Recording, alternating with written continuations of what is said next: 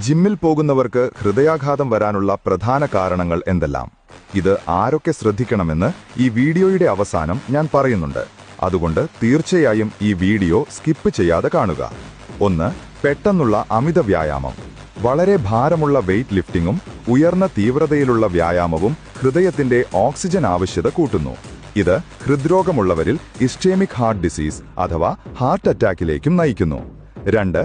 Electrolyte imbalance and dehydration. കൂടുതലായി വിയർക്കുന്നതും പ്രോപ്പറായി വെള്ളം കുടിക്കാതിരിക്കുന്നതും sodium, potassium, magnesium imbalance ശരീരത്തിൽ ഉണ്ടാക്കുന്നു.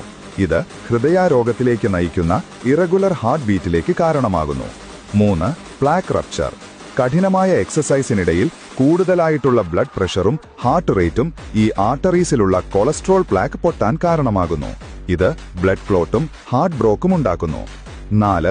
പെർഫോമൻസ് കൂട്ടാൻ ഉപയോഗിക്കുന്ന എൻഹാൻസേഴ്സ്, അനബോളിക് സ്റ്റീറോയിഡുകൾ, പ്രീ വർക്കൌട്ട് എനർജി ഡ്രിങ്ക്സ്. ഇത് BP കൂട്ടുകയും രക്തം കട്ടിയാക്കാനുള്ള സാധ്യത കൂട്ടുകയും ചെയ്യുന്നു. BP, ഡയബറ്റീസ്, അമിതവണ്ണമുള്ളവർ, അതുപോലെ തന്നെ ഹൃദ്രോഗ സാധ്യത കൂടുതലുള്ളവർ, ഇതുകൂടാതെ പുകവലി, മദ്യപാനമുള്ള ആളുകളും പ്രത്യേകം ശ്രദ്ധിക്കണം. ജിമ്മിൽ പോകുന്ന നിങ്ങളുടെ ഫ്രണ്ട്സിന് ഇത് അയച്ചു കൊടുക്കൂ.